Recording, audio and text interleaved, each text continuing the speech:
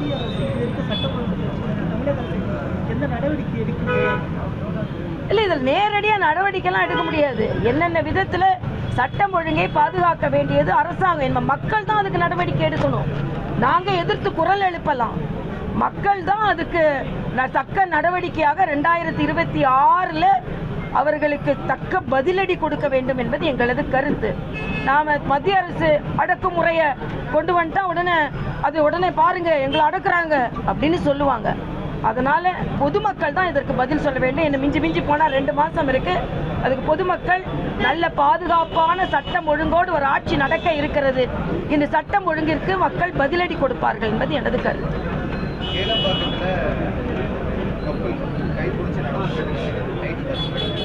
அந்த நேரத்தில் வந்துட்டு ஒரு 4-5 பேர் வந்துட்டு அவங்க இப்போ கையை விட்டு நடங்கன்னு சொல்லியிருக்காங்க. அந்த பொண்ணை எதிர்த்து கேள்வி கேட்டதுக்கு அந்த பையனை அடிச்சுட்டு அங்கேருந்து எஸ்கேப் ஆயிருக்காங்க. எப்படி பார்க்குறீங்க? இல்லை, இது தொடர்ந்து நடைபெற்று வருகிறது. யாருக்கும் பாதுகாப்பு இல்லை, வயதானவர்களுக்கு பாதுகாப்பு இல்லை, சாலையில் நடப்பவர்களுக்கு பாதுகாப்பு இல்லை. நேற்று உதயநிதி ஒரு கல்யாணத்தில் போய் பெருசாக பேசுகிறாரு. அங்கே போய் 2 பேர் அவருக்கு கொடி கட்டும் போது 2 பேர் உயிரிழந்திருக்கிறாங்க. மின்சாரம் தாக்கி உயிரிழந்திருக்கிறார்கள். இங்கே ஒரு பேனர் விழுந்ததுக்கு நாம் காரணமா இல்லாம இருந்தா கூட எதிர்கட்சிகளை குறை சொல்லி கொண்டிருந்த ஸ்டாலின் இன்று 2 பேர் உயிரிழந்திருக்கிறார்கள். அதுக்கு என்ன பதில் சொல்றாங்க? ஆணவத்தின் உச்சத்தில் இருக்கிறார்கள். தனியா நடக்க முடியல, வயதானவர்கள் நடக்க முடியல, வயது பெண்கள் நடக்க முடியல, பள்ளி கல்விகள் பாதுகாப்பா இல்ல, கஞ்சா நடமாட்டம் அதிகமாக இருக்கிறது. கத்தி படிக்க வேண்டிய பள்ளிகளில் கத்தி வைத்திருக்கிறார்கள் மாணவர்கள். சாதிய வேற்றுமை இன்னைக்கு திருமாவளவன் போன்றவர்களுக்கோ யாருக்குமே சமூக நீதியை பற்றி பேசுவதற்கு எந்த தார்மீக உரிமையும் இல்லை. நேற்று டைம்ஸ் ஆஃப் இந்தியா பத்திரிகை எடுத்து பாருங்க. டைரக்டர் ஆஃப் டெக்னிக்கல் எஜுகேஷன் அதன் மேல நடந்து இருக்கின்ற ஹாஸ்டல்ஸ்ல குழுக்கள் நெளிகிறது சாப்பாடுல. நேற்று போய் பாருங்க, எந்த ஹாஸ்டல்லையும் எந்த வசதியும் இல்லை. நான் தெலுங்கானால கேசிஆர் அந்த ஆட்சியை விட்டு போக வேண்டும் எப்ப நினைச்சேன்னா குழந்தைகளின் ஹாஸ்டல்ல போய் பார்க்கும்போது தான் நினைச்சேன். அதே மாதிரி ஒரு வன்மையான நிலை, கொடுமையான நிலை இன்றைக்கு இருந்திருக்கு. உயர்கல்வி அமைச்சர் என்ன சொல்றாரு அதுக்கு? ஆக எந்த துறை? நான் ஒன்னு சொல்றேங்க, ஸ்டாலினோட கூட்டத்துக்கு அவங்க அமைச்சரே வரமாட்டேன்றாரு, அவங்க அமைச்சரே புறக்கணிக்கிறாரு. இந்த கூட்டத்தில் வந்தா நம்ம லாய்க்கில்லை, நமக்கு ஒன்றும் வேலை ஆகாது அப்படின்னு ஸ்டாலினோட அரசாங்க விழாவை அவங்க அமைச்சரே புறக்கணிக்கிறாரு. ஸ்டாலின் கோவப்படுறாரு. ஆக கூட்டணி கட்சிகளுக்கு நம்பிக்கை போய்விட்டது. திருமாவளவன் வெளியே போறேன்றாரு. கூட்டணி கட்சியான காங்கிரஸுக்கு நம்பிக்கை போய்விட்டது. விசில் அடிக்க அவங்க தயாரா இருக்கிறாங்க. அவங்க அமைச்சருக்கே நம்பிக்கை போய்விட்டது. இவர் முதலமைச்சரா எவ்வளவு வருஷம் இருக்க போறாரு? நாம ஏன் அந்த கூட்டத்தில் கலந்து கொள்ளணும்னு வேற கூட்டத்தில் காந்தி கலந்துருக்கிறாரு.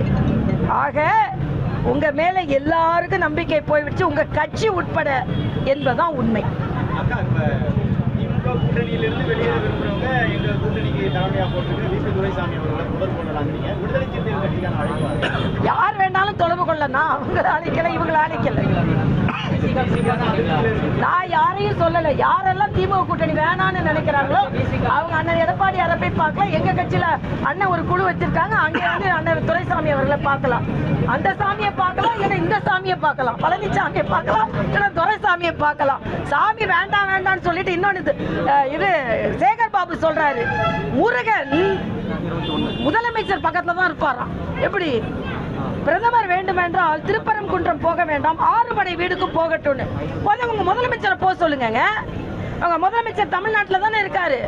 6 படை வீட்டுக்கு போக சொல்லுங்க. ஏன் இந்து கோயில்களை புறக்கணிக்கிறார் அவர்?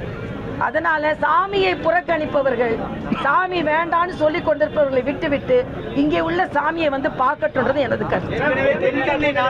தென்சென்னை நாடாளுமன்ற தொகுதியில போன தடவை போட்டிட்டீங்க. இப்போ அந்த தொகுதிக்குள்ள வரக்கூடிய வேளச்சேரி தொகுதியில போட்டியிடுவதற்கு வாய்ப்பு இருக்கா? என் கட்சிக்கு நாங்கள் அடிப்பணியும் தொண்டர்கள். கட்சி எங்க சொல்லுதோ அங்க நாங்க போட்டி போடுவோம். அதனால நானா சொல்றது இல்லை, கட்சி எங்க போட்டி போட சொல்லுது அங்க. அக்காட்ட கேட்டீங்கன்னா பரவாயில்ல, என்கிட்ட கேட்கறத விட. சரிங்களா? சரி. கோயில்கள் இடிப்பது மட்டுமே பெருசா போராட்டம் பண்றதுனால பார்த்துருக்காங்க. ஆனா இன்னொரு பக்கம் பார்க்குறப்ப சிறுபான்மையினரை பாதுகாப்பா இருக்கு அரசு நிறைய மசூதிகளை பிடிச்சு வரதா பல இடங்கள்ல எடுத்துட்டு இருக்கு. தொடர்ந்து இல்ல அவங்க தான் இஸ்லாமிய மாநாட்டுல பேச ஆக்கிட்டு இருக்காங்க.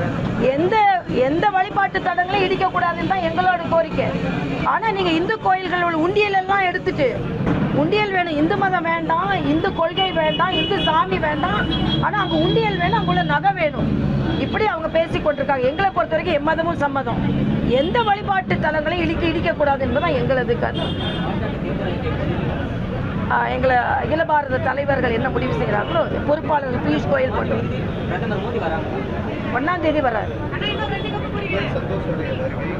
நாளைய 9ஆம் தேதி எங்களுக்கு வர்றாரு, எங்களுக்கு வழிகாட்டுறார் கூட்டணி பற்றி. ஏன்னா எங்களோட தேர்தல் அறிக்கை குழுவை காலையில் 9 மணிக்கு சந்திக்கிறார், 10 மணிக்கு சட்டமன்ற பொறுப்பாளர்களை சந்திக்கிறார், இரவு 9 மணிக்கு வேற ஒரு முக்கியமான நிர்வாகிகள் கூட்டம் இருக்கு. கூட்டணி கட்சிகள் தலைவர்களை சந்திக்கிறாரான்னு எனக்கு தெரியாது, மாநில தலைவர்கள் தான் கேட்கும்.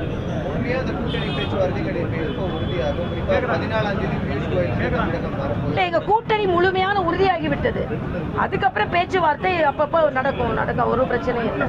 ஏன்னா நாங்கெல்லாம் சமமா பண்ணி கொண்டிருக்கோம், அவங்க தான் இப்ப அடிமையா இருக்காங்க, அவ்வளவுதான், வேற ஒண்ணும் இல்லை. இல்ல இப்போதைக்கு இல்லை, வரும்போது சொல்றேன். நான் வருவார், கட்டாயம் வருவார். திமுகவை ஆட்டம் காண்பிக்க வைப்பதற்கு அமித்ஷா கிச்சன் வருவாரு, அதனால எனக்கு வருவார், கவலைப்பட வேண்டாம்.